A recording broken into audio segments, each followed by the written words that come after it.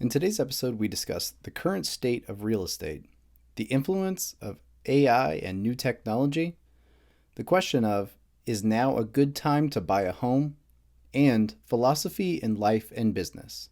And if you enjoyed today's episode, hop on and leave us a review on your podcast platform of choice. Thanks, and I hope you enjoy the show. Today's show is brought to you by Icepod, finally an affordable, portable, and effective way to get the benefits of cold water immersion in the comfort of your own home. I opted for the Pro Bundle, which includes the Icepod, a water circulating pump, a special insulated lid, and a thermometer to check the temp of your water. Even in Georgia, the Icepod keeps my water between 60 and 70 degrees, and when I load it up with a 36-pack of water bottles that I use and refreeze after each session, I can easily get it around 50 degrees for the perfect cold water immersion experience. Despite being light and portable, the Icepod is super durable, and it's the perfect solution for anyone who wants to experience the benefits of cold water immersion without spending thousands of dollars for a home water chiller or trying to DIY your own. Cold immersion can help with recovery and muscle soreness, raise dopamine levels, help you wake up and be more alert, help you to burn more calories, mobilize brown fat, and more. Visit podcompany.com and use my special promo code SHANE50107 for $10 off your order, and each sale helps to support the show as well. Stay cool out there, people. Are you looking for the perfect high-protein snack that isn't loaded with stuff like MSG, nitrates, and sugar? Carnivore Snacks is the perfect high-protein snack made from quality grass-fed beef and salt. That's it. Each bag uses 1 pound of high-quality beef, lamb, pork, or chicken, salt, and nothing else. Aside from being easy, healthy, and convenient, they also taste great. These snacks are not just another jerky. They are way better. Give a bag a try, and I know you'll keep coming back. Check out Carnivore Snacks, spelled with an X.com, and enter coupon code SHANE05137 for 15% off your order, and each sale will help support the Renaissance Wisdom podcast as well.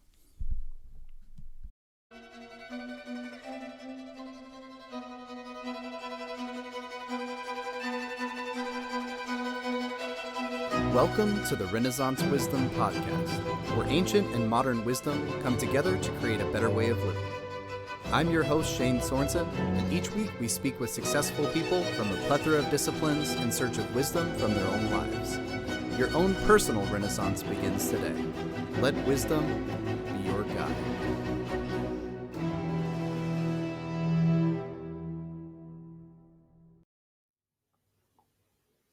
Hey everybody, welcome to the Renaissance Wisdom podcast. I'm here with today's guest, Tristan Ahumada. Welcome to the show. Happy to be here, man. Yeah, I'm super happy to finally link up with you. I know we've exchanged messages back and forth for a while. I think we linked up on Instagram originally, and I sent you over a copy of my book. So I'm excited to learn a little bit more about you and your background today. So why don't you just start out by introducing yourself? Yeah, man. Thanks. And by the way, thanks for the book. It was a really good book. So thank you for No putting problem. that together. Appreciate it. Sending it over. Tristan Ahumada, I'm out of Los Angeles, California, born and raised here, and went to college out here. Right out of college, I got into law school and real estate. And then when I got into real estate, I'm like, wow, I think I'm making a lot of money. So I'm not going to continue law school. So dropped law school, kept on doing real estate. The real estate market tanked. I had to shift a little bit. And then I was one of the first to start using online leads, Zillow, Realtor.com, a lot of people, those companies. I started speaking around the nation for them. And then from there, I started gaining traction. People started hiring me to go and speak, consult. Then I built the largest community for real estate agents in the world. Facebook got a hold of me. It's like, hey, you have a Facebook community. It's massive. And then I became Facebook's real estate advisory board member. And they started that whole thing. And then that started a whole different trajectory in real estate technology companies and then just tech companies. And then my friend became a billionaire, bought Success Magazine, and then said, hey, you want to help us with the podcast? And I'm like, sure. And here I am, man. Awesome. That's my a little journey. bit all, yeah. a little bit of everything. I feel like most people that are pretty interesting have that kind of that interesting trajectory through life. Yeah, which is You know, like bounce around. for sure. And an interesting little side note I wanted to, tell you, I saw a post that you did a long time ago when we kind of first linked up, and it was like how you responded to online leads. And so Yes. for my day job, I, manage, have some ownership in a chain of gyms here in Atlanta. Started up with like the owners about 8.5 years ago and built up and have some equity in the business now. But I started using, your strategy, which, we always do like a call, text, email when we first get somebody's information. But I started doing the, I call, let it ring 3 times. I used to leave voicemails. I stopped leaving voicemails and then send them a text and say, hey, it's Shane from ATL Fitness. I wanted to follow up with you. I got your information online, but I don't want to spam you. What are you interested in? Because I love that little, I don't want to spam you. Because they're like, okay, it's a human being, it's not a robot, and they're telling me up front, like in a polite way, basically, they're going to keep calling me until I let them know that I'm interested Yeah, or not interested or that's communicate. It's funny, like man. I don't want to spam you, but I will if I have to. I don't want to unless you tell me it's not Yeah, spam or it is. Tell me. right. That's funny, man. Yeah. So I thought you might find that interesting that I've still been using that for the last, year or so. Dude, Um, so I'll tell you a little bit on that. I yeah. We've spent millions of dollars on online leads.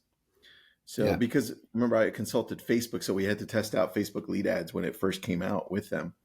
And so we spent a lot of money not only on the marketing for leads coming through, but also on the tech and the processes to build out to be Yeah. able to communicate with clients and then convert them to an actual client, especially buying the home, right? It takes a much longer Oh yeah. period. So yeah, we refined it to just communicate with the client better so that we're not spamming them and that we connect better just by text to get them to that point that, oh yeah, let's talk on the phone. So we're non-threatening. So yeah, and Sure. I'm glad it worked. That's cool. Yeah.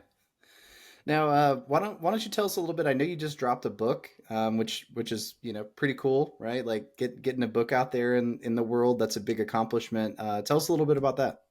Yeah, I mean, I'll tell you the short trajectory on this. So I have a Yeah. friend who published a book with Wiley. They're a big publishing company, and he said, "Hey man, you should publish a book." I'm like, "Yeah, I already have one, but I don't know what to do." He's like, "Let me connect you." So his name's Chris Smith. He goes, uh, "Let me connected me to Wiley," and I go, "Wiley, I've got this great book. It's called Prepare to Marvel.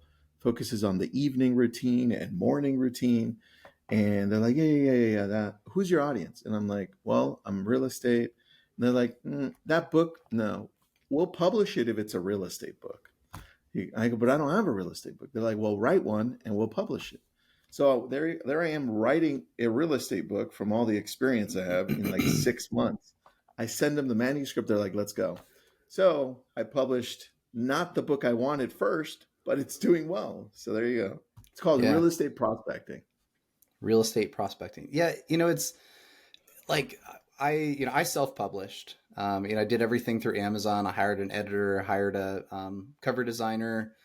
Uh, but just that like connection and getting your foot in the door, that's like everything with actually getting traditionally published.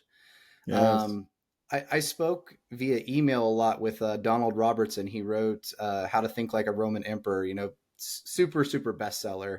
Yeah. And he's more old school. He's been writing for many years, and he's like, well, the way I did it was I started working at a publishing company, and I did like editing, and that kind of got me a connection. And then he had a similar experience where he presented a book, and they're like, no, like we don't want that. And he basically just changed the name, and they published the same book because he changed the name. That's But funny.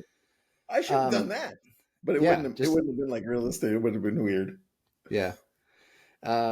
He was basically like, I ran into this weird like infinite loop where you talk to authors and they say, like, you're like, how do you get published? And they'll say, well, you have to have an agent. So Mm. you're like, well, how do you get an agent? And then you look at the agents and they say, well, we only accept authors that have a published book. So then you're like, okay, well, how do you get published? And then you go to the publishing companies and they say, we only take people who have an agent. So it's almost like they have this like infinite regress, like gatekeeping system set up where the only Dude, way you can actually get in is just to know somebody. But it's old school, man. um, It's like that's why I love yeah, Amazon it, publishing. It's like anyone can publish a book, and then over time let the audience decide, was it is it good, right? If you keep on pushing through. So sure. I think it's the best way. I agree. You know, I think that one thing I would have loved to have on my book, I mean, even though I hired a really good editor that has experience and's worked at publishing houses, I would have loved to kind of take my book through the eyes of some professionals that really, really know the business that could have guided me in crafting it a bit. Oh, You know, I know that okay.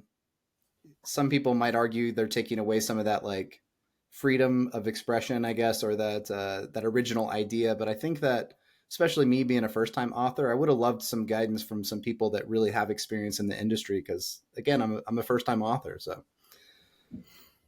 That dude, I think it came out really well, man. I don't know that yeah, that would have appreciate it. mattered. I Yeah, don't think that would have mattered. yeah. Like we Well, went through it.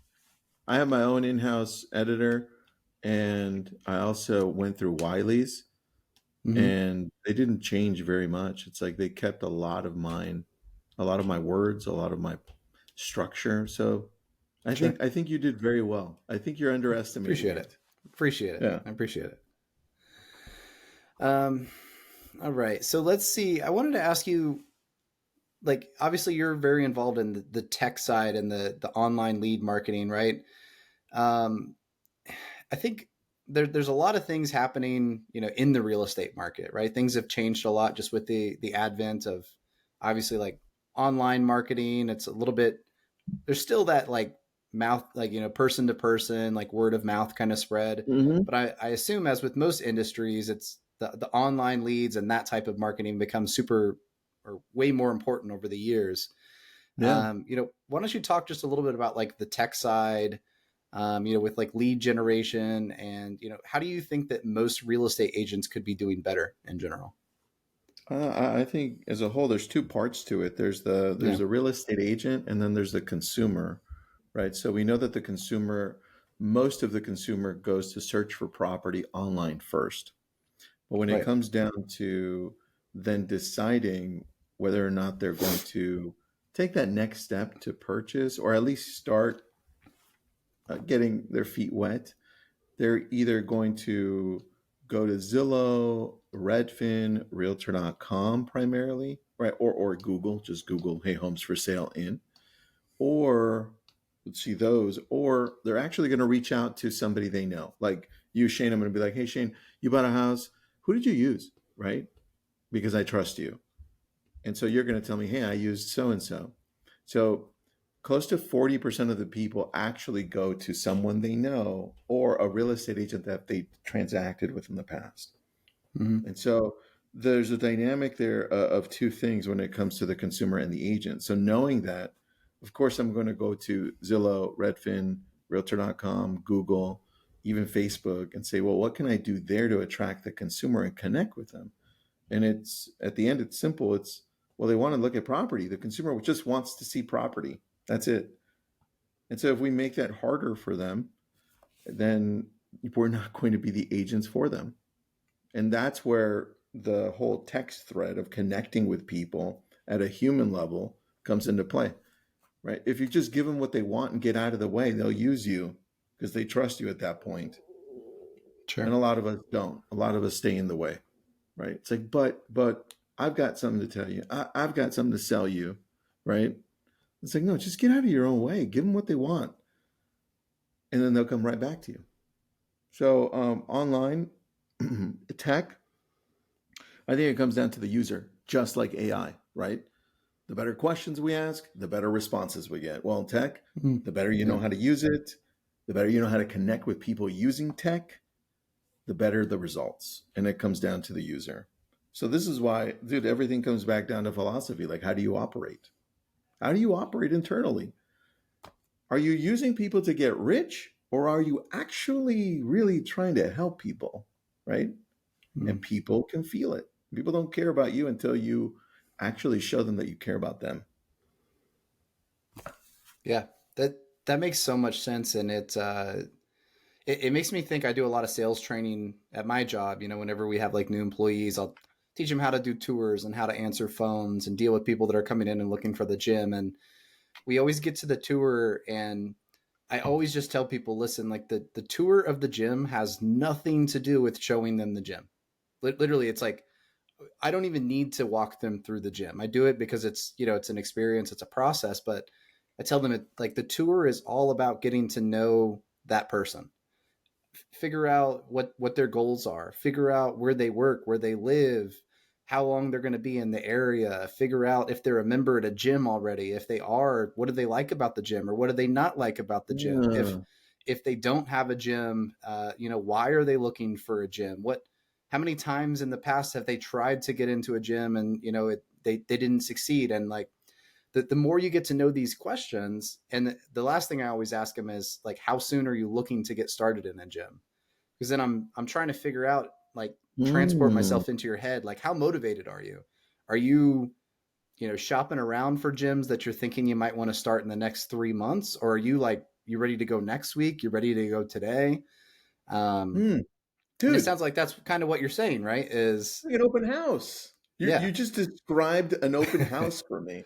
It's like, yeah, hey, you're going through it. It's like, hey, asking questions, finding the motivation, right? Really yeah, finding the reason. This is exactly it. I didn't realize that um, trainers or people that work at the gym here showing the whole gym is exactly like real estate. You guys could be amazing real estate agents. yeah. At least the I good trainers, right? Yeah, well, and I think that I've read a lot on sales, and I transitioned. I started out as a trainer and kind of moved into sales, and that was something that was interesting for me because I could sell like a $400 a month or $500 a month training package, but for some reason, like I couldn't sell a $30 a month gym membership, and it was because I was just showing them the gym and being like, well, so you want to sign up, right? And I didn't know anything about them. I didn't know how to sell value, Mm, right? I was just showing them the gym, and I think that yeah, sounds like that's what you're saying, right? Is you have to kind of be able to understand what the person wants and be the guide that gets them there, and yeah. a lot of that is just listening to them and letting them kind of show you where they want to go. It's all listening, man. I think we Yeah. have the challenge of not listening because we're always we're always dealing with our ego, which is what's in it for me. Like I want this out of this, I want this, and it's a challenge when it comes to a job as well because well, first of all, we need to keep our job, so we need to meet certain criteria.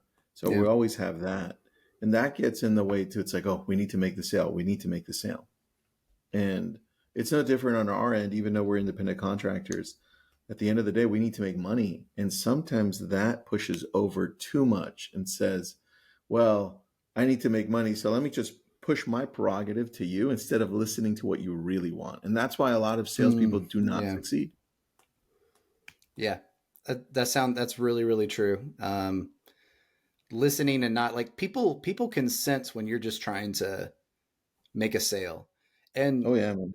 I do a thing in the gym sometimes where, like, if I have somebody and I ask them, when are you looking to get started? And they'll say like, oh, in like a month or a couple months. And there's not a lot of urgency there. Right. Um, Mm-hmm. I kind of do a thing where I'll lay the cards out on the table, and I'll make a couple offers, and I'll say, listen, like, you're here at a gym today. I know you said you're planning to get started in a couple months. Like, I'll be real with you. My job is to try to get you into the gym. So, if there's anything that I can do or offer to you today, trying to give you a little bit of a break on the monthly rate, working with you on startup costs or anything like that, you know, let me know. So I'm just going to, I'm going to ask you direct, is there something I can do to earn your business today? And I feel that, Mm. that's a way to kind of get into that, like, all right, let's make a deal without necessarily, because people don't like something being shoved down their throat and being pressured, Yeah, right? they They can don't. sense it. We're way smarter than what we give ourselves credit for as far as that goes. I agree, man. That is Yeah. very true. Very true. So I bought a condo back in I bought a condo back in April, and I got my first condo, which I ended up selling later in like 2011. So it was, post 2008, I got a really good deal on it. And I remember even that was very different because the online stuff wasn't quite as prominent. Like I felt a little bit more old school, but when I bought my most recent one, it was a way different experience because the real estate agent that I worked with, she's like, well, I basically was on Zillow when I talked to her for the first time, and I said, hey, here's 5 places I want to check out, and she's like, well, I've got the updated information. This one's sold already. This one has a couple offers, but let's go check out these 3. And Yeah.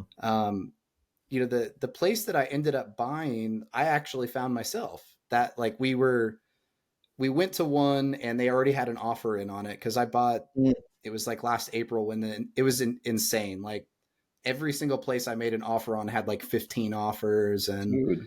yeah, it was people were doing like cash offers, for 20,000 above asking. But the place that I got, I found it in the morning when we went to another place, and I ended up putting an offer there and we got it.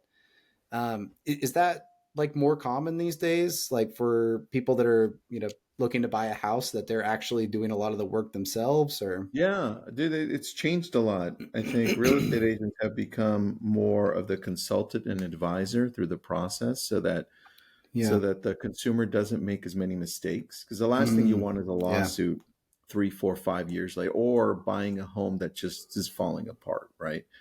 So we're going to guide you to make the best decision possible. And when you think of the online tools to be able to search for homes, if you're looking at Zillow, their number one job is to bring in as many eyeballs to their website as possible. Right. So they're not as concerned when it comes to having properties on there that may not be available already, right? Or like if they already sold, Right. they'll leave it up there a little bit longer, right? And that's what they do. So this is why you go there and you find Zillow properties that have sold like weeks, months ago in some cases. And so that's why your agent said, oh, wait a second, like 3 out of those 5 or 4 are no longer available, right? Yeah. So, but that's also how they get a lot of traffic because you have a lot more selection.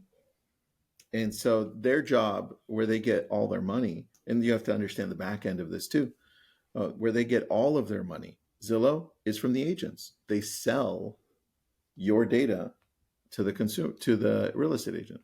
So this way, the Mm, real estate agent pops up when you're looking for property. And other than that, everything else that they've taken on, this is why you have to understand, like, well, how do they operate and why are they doing certain things? Everything else that they've done, they've produced negative money on. The only thing that's positive for them year over year is selling leads to the agent. So mm, of course they're going to want to attract as much of the consumer as possible, right? So now you're looking for property, you're sending it to the real estate agent. It's the reverse now. And the real estate agent's coming back and saying, "Oh, you know what? Let me do a better job. Let me shift you over to this system and now I'll find some property for you." And that has become the norm though. So in some cases our clients do find the property for themselves and they're like, "Yeah, I think I found this one. Is this still available?" Like you yeah. did. And then we just come in and say, hold on, let me check. Yep, it looks like it's available. And then that's where we come to play and say, wait a second, I know that agent or I know this company. I have a good Yeah. relationship with them. Let me see if I can get you in before anybody else, or at least get your offer accepted, or let me do my magic. And Sure. that's when really, that's when it all starts. But dude, that's good that you went through that process recently. It's Yeah. crazy how prices have just continued to go up. It's nuts.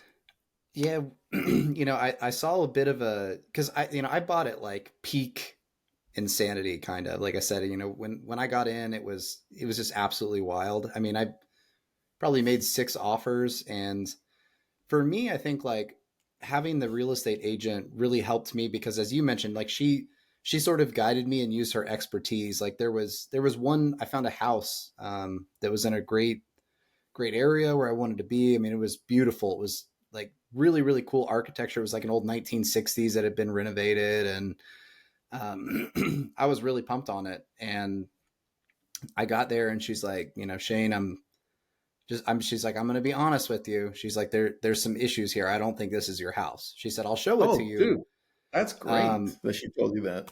yeah, and she said, "Look, I looked into it." She said it's got like this, I don't know all the like architecture stuff behind Details. it, but she said, "Look, It's there's like falling some." apart, Shane. Don't buy Well, it. yeah, she said, "Look, there's some plumbing issues where the plumbing meets out in the yard. She's like, it's gonna go." She says like it could last 10 years, it could last 10 days, but when it Yeah. goes, she's like, it's gonna be a big, it's gonna be a big project. And then there was something else.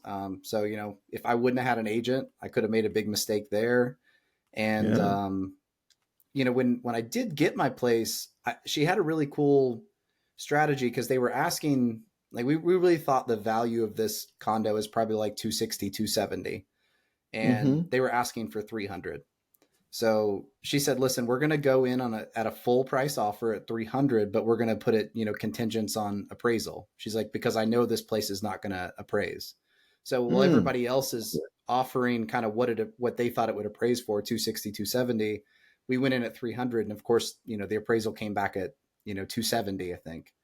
And, basically they're like, well, we really need at least 280. And I'm like, I'll give you 2,500 cash above, and I'm pre-qualified, I've already got my financing lined up. So they ended up taking it just because the real estate market was That was very good. hot, and I don't think they wanted to wait and see if it was going to cool down. So No, man. um That was a good angle. I love that. yeah, yeah, I mean, and that kind of leads into my next question, which is like, some people say like real estate agents are like, they're going to be phased out very soon, right? It's all Hmm. going to be AI, it's all going to be Zillow, you're just going to do everything yourself. Do you think that that's a danger for real estate agents going forward, or do you think you've got job Well, security? no, that's a definite danger. We have Mm-hmm. there's 3 million real estate agents in the United States, and out of those, about 1.5 million have the designation of realtor, right? So they're held to higher standards. And right now, we're seeing a decline because we keep track on the realtor side, those that have that designation, we're seeing it slightly come down. Mm-hmm. And that's because the market's just getting tighter. Even though prices are still going up in some areas, we're seeing multiple offers. There's a lot less transactions. There's a million less transactions year over year. Right. So that's tightening up how many real estate agents remain in this business. So that on top of AI coming in, what we're going to see in the future, in the near future, is AI take the job of the real estate agent that was just in it to make a buck. So Mm-hmm. Zillow, Realtor.com, Redfin can soon put up an AI at the front of their website that really can answer any questions you have about the transaction. Says, hey, I'm in the middle of a transaction and I've got a home inspection. Let me upload my inspection. Can you take a look at this? And you don't even have to talk to a real estate agent. They'll just answer any questions you have and they'll say, yeah, I'm not a real estate agent, but let me take a look at this. By the way, talk to a real estate agent. And now Zillow, Realtor.com, or Redfin can be like, hold on, I've got one for you, because that's how they make money, right? Mm-hmm. So I've got one for you. So now you're going to go to them even more to answer these simple questions that you didn't probably want to talk to a real estate agent about anyway, right? Because they'll just talk your ear off and they'll try to convince you to buy a home right then when you don't really want to buy one. You just have a question. Yeah. So yeah, dude, we're thinking, so let's just say 1.5 million realtors will probably end up to closer to a million realtors. So that's about what, close to 30% out. Yeah. And depending on what happens with AI, how fast we adapt as real estate agents, it's just going to depend whether or not we take a bigger hit or not. But yeah, definitely a hit. It's just not Yeah. being seen right now. But yeah, a big hit. Sure. And I don't know, like, especially on the topic of AI, it's easy to believe that that's probably going to happen in a lot of industries, right? I mean, I've Yeah. like we joke about Same in thing. the gym business, where like, how far away are we from having a drone that has like a tablet hanging from it, and it has like an AI chat Yeah. person, and we can just cut our staff down by 50% and have like a drone that flies around and like signs dude, people or up for why? the easy What do I even memberships, need to right? go into the gym if I can throw on my Pro Vision from Apple and be just walk through, talk to virtual Shane and be like, okay, Shane, show me this over here. I really, Yeah, and then like, why? I don't want to. I wouldn't want to leave. I'm just telling you, like, and if I could tour homes like that, I'll do that all day. And then sure. when I'm ready, I'll use a real estate agent. But guess what? I'll be using the most tech savvy Yeah, advisor consultant as possible. So yeah, so that's who's going to win at the end of this. that makes a lot of sense. So I want to ask you too about the like the housing market in general, right? Like, I mean, when I bought a year ago or over a year ago, people were like shouting doom and gloom back then, right? How like Mhm. the housing market's about to collapse, the bubble's gonna burst, and in Atlanta we saw like for like a couple months we saw like a really small correction. It was like that like my property value went down like 2-3% based on a lot of the estimates, but now I mean it's actually up 2 or 3% from a year ago, which I know like traditionally the housing market tends to go up around 3% a year, like if you average it out. Yeah. um, and I guess that's minus like inflation and everything too. But what are your thoughts on the market right now? Just the overall health. I know it's spotty depending on where you are, but overall, what do you Yeah. think? Look, it comes down to no matter what you hear from all of these YouTubers Sure. and unfortunately some economists, it comes down to supply and demand. That's it. It's as old as the book. What is it? Wealth of Nations. Adam Mm-hmm. Smith, Yeah. Yeah. 1776. It comes down to supply and demand. And right now, if you look at the simple numbers and see, well, damn, the supply is like really, really low of homes for the amount of people that want to buy. And the only thing determining our supply and demand right now are the high mortgage rates. They're at seven, approximately, like just under seven or just Yeah. right at seven.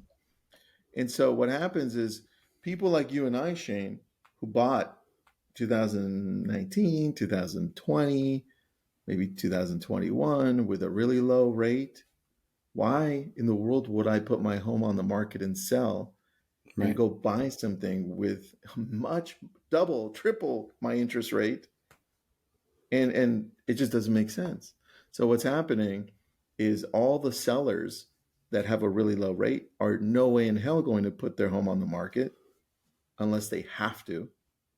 And the buyers, well, they can't necessarily buy at 7% as well as they could. And only the ones that need to buy are buying. And that's causing the demand is still high because still people still need to buy a home. They still have that feeling I need to own. The challenge is that the sellers aren't selling. Right. And so that's causing the supply to remain really low when you take a look at the numbers. And unfortunately, when you have economists and YouTubers that are not in the business, they look at it and they're like, well, dude, it's 2008, 2009 all over. And they don't fully understand the picture. It's like, no, it's not. Because even though you have a small amount of foreclosures coming out, even though you have some unemployment going up, even though you have all of these other things, you don't have the same components. You're missing a lot. Yeah. And it comes down to supply and demand right now, driven by the interest rate. That's how simple it is. And no, the market's not crashing. Hell no, it can't. You can't crash on something when there's not enough of something. Like I can't Yeah. crash on a housing market when there's just not enough houses to crash on, dude. So that's my answer. Yeah. That makes sense. I mean, obviously my my expertise is very limited, but I've kind of come to the same conclusion or have similar feelings. So I'm glad you feel the same. So Yeah. I want to ask you, and I know you can't answer this because it's like I know it's like dependent on the case, right?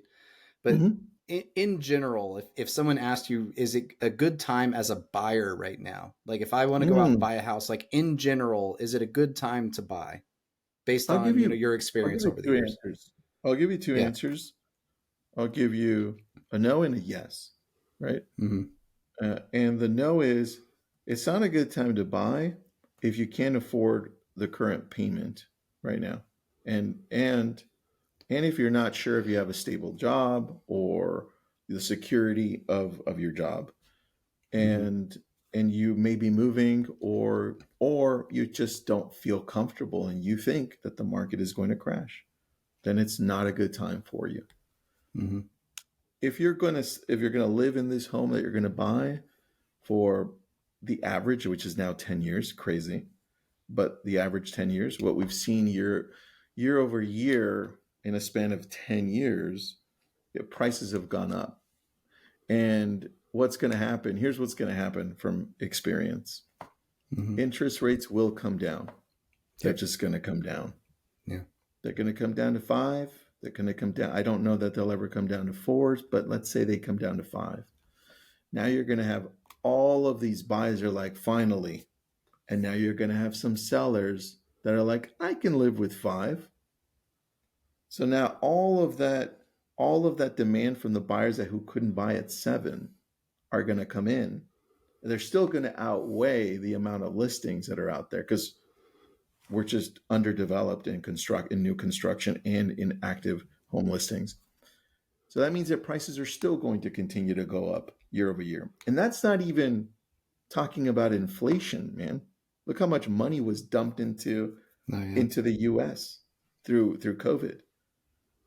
So that's just not even talking about inflation.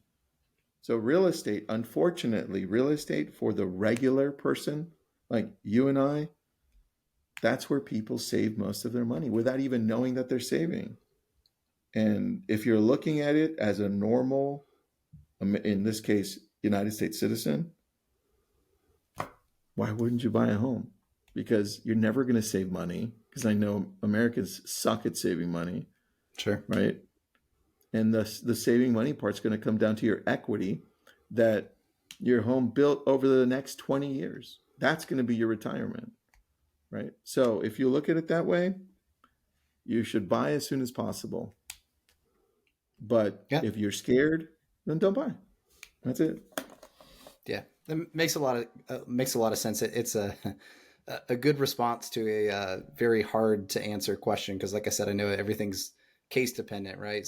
One Yeah. person, maybe they should buy a home if they're planning to be there for 10 years and they can always refinance, and maybe someone else that's like, well, I'm only going to be in the area for a couple years, maybe really Yeah. hard to recoup their investment, with the down payment and all the closing fees and everything. If you're only going to be somewhere for a couple years, especially with Yeah. the Look, prices listen, elevated, right? if you don't know where you're going to be in the next year to 10 to 2 years and you're Yeah, not sure where the real estate market's going to be, then it's probably best for you not to do anything, just sure. continue to rent. But if you are going to be there for a longer time and you have a backup plan and say, hey, I think I'm going to be here for a while, probably best to buy because 10 years from now, you're going to wish you bought just from looking at the last 80 years of data. Just Yeah. look at it. Just Google Fred. Google that Mm-hmm. and then just take a look at price year over year and you'll be like, damn, he's right. Forget Yeah. about every economist, every person that told you crap. Just look at that and you'll be like, oh, it makes sense. Yeah. I mean, the first condo that I got back in, I told you 2011, I still like my like financial mistake that I kick myself for is like selling this thing. But in 2000, I think it was 2008, the woman that had like basically like lost this home, she couldn't make the payments on it. She paid 130,000 for it. We bought it in 2011 for I think 75, and Wow. we sold it in 2013, and I think we got like 115. But that same condo, I get on, like I just look at it periodically, it's like 300,000 right now. So even if you had bought like at the peak of the 2008 like insanity, you pay $130,000, like despite that huge crash that we've like never seen in the housing market Yeah. ever, it's still doubled in since that time, right? So Dude, it's over crazy. that 10-year period, you're never really, it would have to be a complete freak like collapse of the economy to lose money in real estate, it seems like. Yeah. And I think Yeah. people that think we're going to go back to those prices, they forget to include inflation over time. It's like we're Right. never going to go. Think about it this simple for those people. we're never going to go buy, we're never going to go back to buying milk for 5 cents again, ever. Yeah. It's just not possible. The same thing happens with real estate at a bigger scale. Yeah. And that's a great way to put it. And that simplifies it a lot. It makes it very easy to understand. Yeah, it's like, oh, milk. Oh, he's right. I'm not going to go to McDonald's and buy a 25-cent cheeseburger anymore. That's right, dude. You're not. Yeah. Not saying go to McDonald's, by the way, damn it. Right. Yeah. So I want to pick your brain on something else a little bit, shift gears. I know we're running a little short on time, but I wanted to just kind of talk to you. I know that you read, like you're very into reading. I know that you're into philosophy and stoicism. Like on a personal level, why do you think that those things are so important, and how have they like affected you in your life? Dude, well, first of all, that's what got us connected. So Right. great job on continuing that route. I love it. I love seeing that.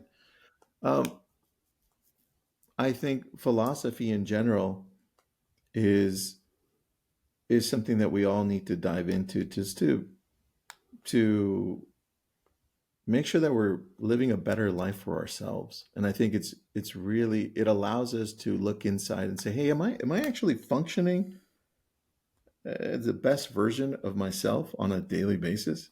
And I don't know that we can do that without philosophy, because asking the right questions can help develop a better us, a better you, better me. And that's really what got me into philosophy a lot more. It was, well, I'm a history major. So that started my journey into that. Nice, And yeah. then when I went to law school, I was like, oh, I didn't know how important it was, right? In law school. And so that just dug me deeper and deeper into it. And so when I figured when I figured out how to read faster and retain information, I'm like, oh, dude, I could learn so much, and I could make myself better, and I could be like, oh, damn. So a lot of what I learned in philosophy, I realized that I can apply in real life on a daily basis with my family, with my clients, and everywhere else, on everybody I touch, man. Because philosophy at the end of the day is how you operate. How do you operate? It's like your operating system. Yeah. So that's why. It's interesting too. When I was doing my studying for my book, it's amazing how many of these philosophers and these like Renaissance humanists started out as lawyers, because you go into law school and they start introducing you to things like ethics, to things like rhetoric, to things like, the humanities and history, because they're trying to give you like context of how to think, how to reason, how to be logical. You read Aristotle, and it's amazing how many of these people started as lawyers, and then they were like, I'm not really interested in law now that I've been exposed to philosophy. I'm really interested in philosophy. That's so true. That's funny. Yeah. I mean, and I'm sounds like kind of a similar thing happened to you as well. I had a conversation yesterday, and, the guest, we were talking about, something that I've been thinking a lot is the difference between knowledge and wisdom, right? It's like knowledge is just like a raw understanding of what something is or how to perform a function. Knowledge or wisdom is like how to apply that knowledge in a way that's beneficial and helpful. And the example that I thought of was like, think about the knowledge of how to make a nuclear bomb. So nuclear technology in itself is very dangerous if it's not applied with wisdom. If we're wise with it, we can make nuclear power. We can, create treaties that are based around the idea of like, assured mutual mass destruction. It can have some benefit if it's applied with wisdom. But if we just have nuclear technology and no wisdom, we just end up blowing up the world and killing everybody. So, knowledge is power, but it's wisdom that gives us the ability to, I think, apply that knowledge in a helpful way. That's a very good point, man. That's a very good point. I think wisdom comes with asking yourself the right questions over a longer period of time, because your answers just develop better and better. So definitely. Really good point. I like that. Yeah. Feel free to take it away, man. I love. I might. Yeah. That's a good one. And, another thing that I've been thinking of too that I just like to point out is like, I know most of the show we've been talking about real estate because I know that's your expertise, that's your business, that's, a little bit of your background. I think that something that's important about philosophy or, faith, religion, if you have that as well, is like we get so fixated. And I've really been thinking about this a lot. I've been going through a lot of spiritual stuff lately. And we get so focused on our vocation or like the things that we do in life. Like we're living through our body, through our experiences, right?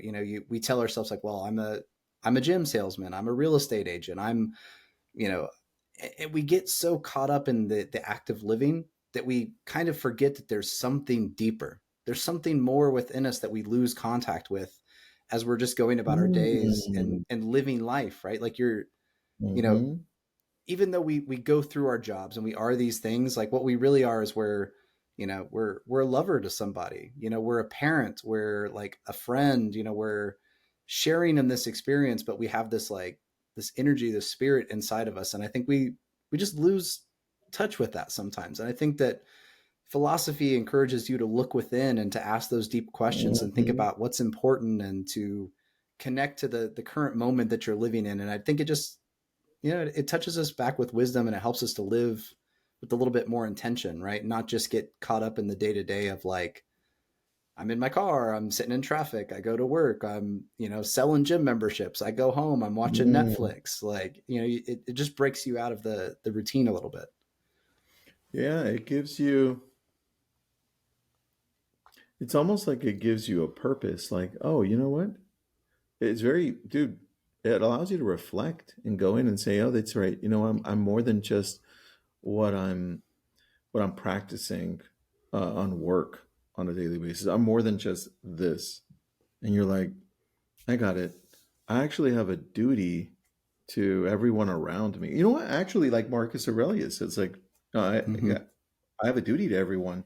I have a duty to everyone, and it's to lead and to be a better version of myself. And that makes a lot of sense. I think that's what philosophy really does. Like, that's the power of reflection and going deeper and asking better questions. You realize at the end of all of it, once you're there, you're like, oh, shit. I actually have to be a great example on a daily basis because I touch so many people that I didn't even know I was touching. Yeah. And that forces you, once you're in it, to just be better. And there's a lot of people who just never reach that. It's like, fuck it. They're just going to be whoever they are and they don't care. Yeah. But it's the opposite of what we're here to do. So Hey, great point, man. yeah. Amen. Well said to you as well. Um, so I want to ask you a couple of quick questions. I try to ask all my guests these and, put together, I'm going to put together at some point kind of a, like an infographic and show some of the responses. So on a personal level, tell me about like, do you have any daily habits that you like to try to run through every day? Yeah, actually, I do. That's the first book I sent to Wiley, and they didn't publish it.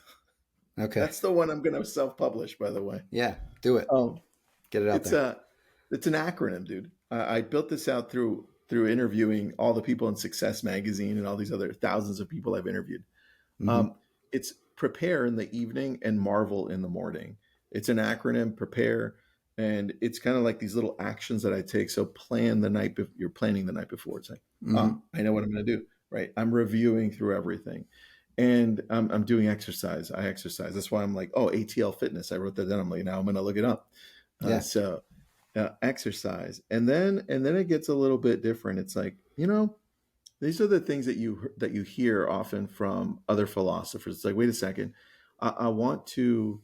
The more I'm thankful, the more I actually Yes. connect with my Mm-hmm. deeper self, and I Yeah. and I'm more appreciative of everything around me. Right. So that's one of the habits I have in the evening. I'm like, I need to go through, and it wasn't always easy for me to go through the thankfulness part. So I had to actually create a document for myself, which Yeah. is like, okay, Tristan, since you suck at this, let's go. Right. So I ask myself these 4 questions, and then I have like a paragraph, a little paragraph I read. So I'm like, who should I be thankful? Who made me smile today? Like I go back through the day and I'm like, who made my life easier today? Who do I need to send a text or a quick message out to? So that, Yeah. and then I look back and I think all of these people that I've interviewed in books that I've read that of these great achievers or high achievers, regardless of where it's at, they always took time to think and reflect. And I Hmm. was always missing that piece. So one of the habits that I've put into play that allows me to develop a lot of other things in my business is just time to think and reflect. So time to think through and just do nothing and just go through and say, what's there? Like, let's go through this. Like, what have I been wanting to do that I haven't been doing? Or what am I thinking? What's bothering? You know what? How, how did I function when I was talking to this client, to my son, to my daughter, to my wife? I shouldn't have done that. Damn, I should have done it differently. And a lot of Yeah. us don't take time to reflect on how we treat others. And we just keep on living the same life over and over. It's like, and then we wonder why people don't want to hang out with us, or why people don't pick up our phone call, or why Sure. people just don't want to chill with us, right? It's us. We're the Yeah. ones that suck. So reflection, big. And then the last one is for the evening one is just embracing the night. I have a problem, and I think a lot of entrepreneurs do, where they just don't shut off. Like literally don't shut off. You just keep going. It's like you're working all the time, right? Because I have Hmm. like I have 7 businesses right now, and I have like a staff of 53. So, dude, we don't stop. It never ends. And then when I realized, wait a second, it never ends. I'm the one that has to stop at some point to now take time for myself and my Yeah. family. Right? It's up to me. Got it. I need to shut off. So that's always been a challenge for me. So I have to embrace the night. It's like at some point I need to shut off. And then the morning one, but the morning one's like how Hal Elrod Miracle Morning, very similar to Hal's. Yeah. So that's You, it, man. you, you definitely got to write that book. That's a lot of wisdom in those routines. I know that gratitude is something I've been really, really, really hammering on in my life. And, I've kind of made a habit of like setting an alarm on my phone, and it's periodically throughout the day, 3 or 4 times a day, I try to just kind of stop and say a prayer and think about everything that I'm grateful for. And, it's different, but like sometimes it's just, like, thank you for this. I'm so grateful for this life, for the fact that I have health in my body, that I don't have cancer, that that I have good people in my life, and I have a stable income. And there's so many things that if we don't stop and reflect and think about like what we're grateful for, we just totally take for granted, you know? And I think it was You're doing a Cicero that, couple of things there, man. What did yeah. Cicero say? Yeah. Cicero said that, gratitude is not only the greatest of all virtues, but it's the parent of all others. That it's being grateful Oh. and thinking about like what we have that we're grateful for, that kind of allows us to be wise, that allows us to be courageous, that it's that connection to those things that are meaningful to us, that give us the ability to live with Mm. wisdom, I think. I like that, man. Yeah. Yeah, I like that approach. And look, I agree with Sister on that. I think a lot of us over overestimate the power of kindness and the power of taking time to reflect on the goodness in our life. Yeah. But you're actually teaching yourself how to think, right? Which is the more you focus on that nice white Tesla that you want, the more you see it, Yeah. right? The more you focus on what you're grateful for and the good things in your life, the more you see it. So the Yeah. reticular activating system, same thing. Yeah. Well said. Well said. Do you have 2 book recommendations for us? If you had to pick 2 books out of Yeah, all the books you've I ever read, do. all right, perfect. I love Extreme Ownership with Jocko. So I've talked to Yes, Jocko a few great book. times, Yeah. and he's just like his book, by the way, in person. Um, that is a very powerful book because it Hmm. just shifts that responsibility right back to you. Because I think a lot of us forget that it's just up to us, right?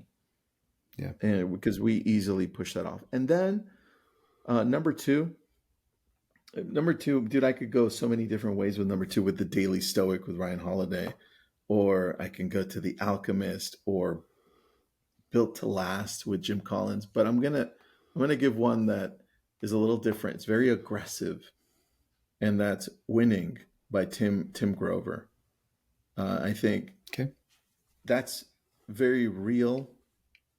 It's like the 48 Laws of Power, right? Type real. It's real in your face because it shows you what winning actually looks like. And a lot of people romanticize how winning is. It's like, yeah, I can do it. But this is kind of in your face, right? And it says, look, winning, winning is hard. It's not easy. It's like really hard. It's so hard you Mm-hmm. want to give up every day, right? And winning, you almost got to do whatever it takes to win. And not everybody wins. And so both of those books mixed with philosophy, the philosophy you're talking about, right, Yeah. is really good. I can definitely see somebody reading Winning and taking it the other way. So, but Yeah. Winning is in your face. If you want a book to kick you in the face and kick you in the ass and make you feel like a loser, read Winning. You'll like it. Sounds good. I'm sold. It's going Dude, in. It's going on my read that. Amazon list. Yeah, Read that. I will. What about like personal heroes? You have any like personal heroes or anyone that you look up to in your life?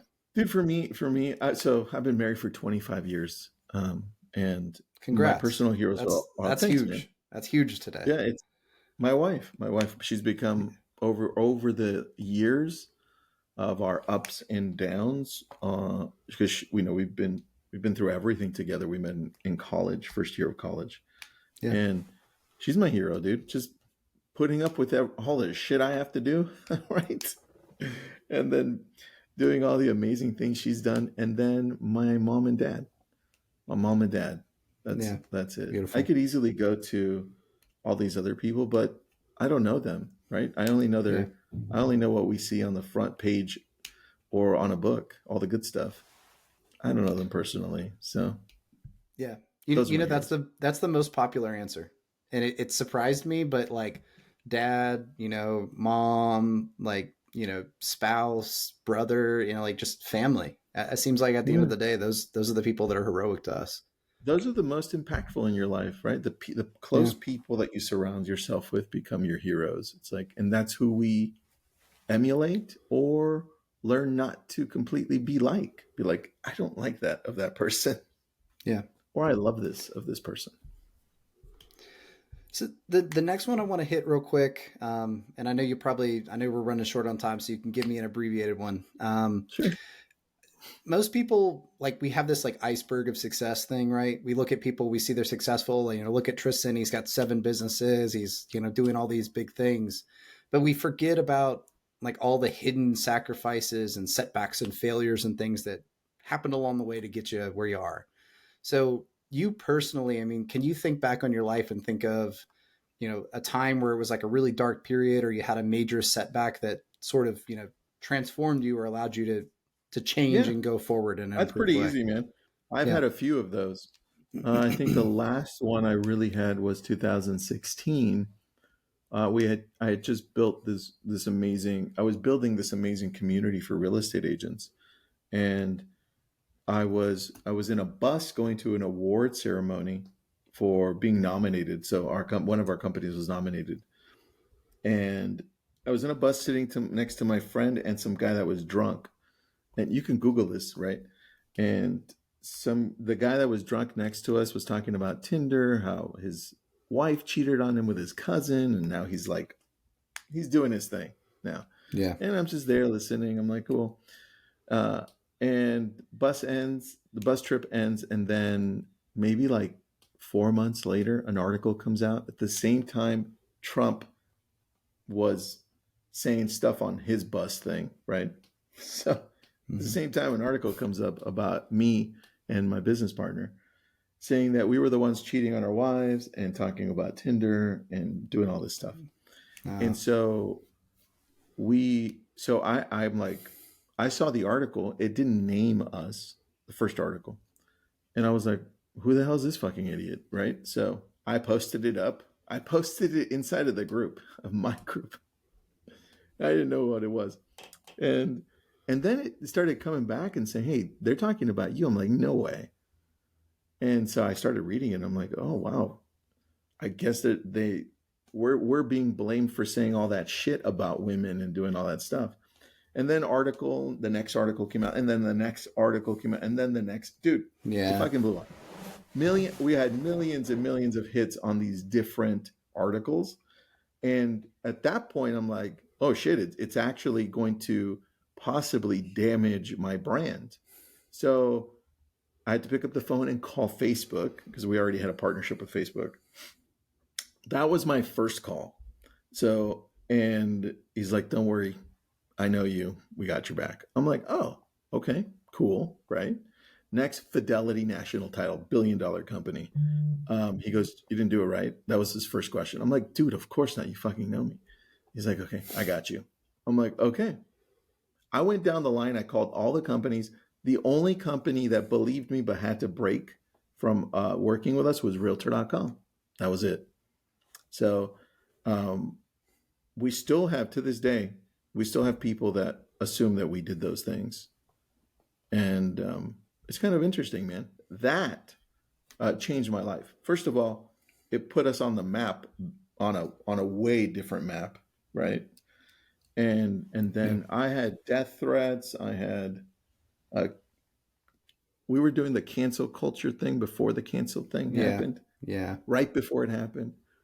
Dude, I had everything you can imagine was happening to us by text, phone calls, videos, everything.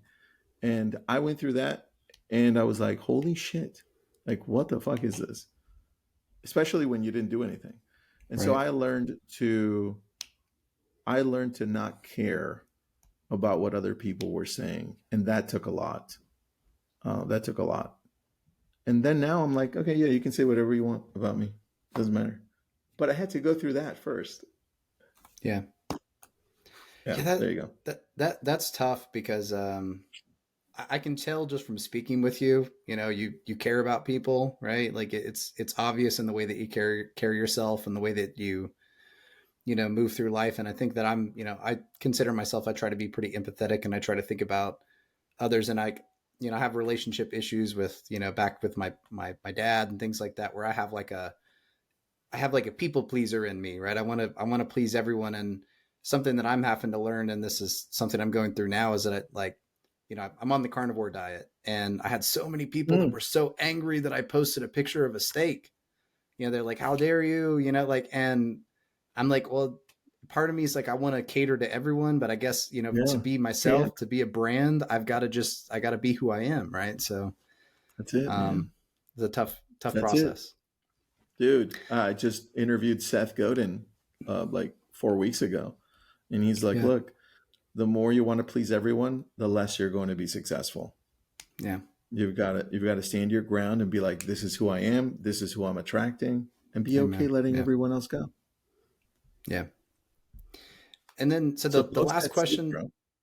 what's that? Sorry. Post that. I said, post that steak, man. Yeah. Post it. Yeah. So the last question that I got for you real quick, go back in time, hop in a time machine, go back to a teenage Tristan, whatever. I Hmm. picked the teen years because I feel like, we're searching for meaning, we're lost, we're Yeah. angsty. What advice would you give yourself if you could give yourself a piece of advice? Um, Probably two things. One is, don't let people tell you that kindness is a weakness. I got that a lot. Mm, That's one. Don't believe them. And then number two is that success takes a very long time in anything. It's not short. And I mm, thought I thought for a long time there were shortcuts. So yeah, there aren't.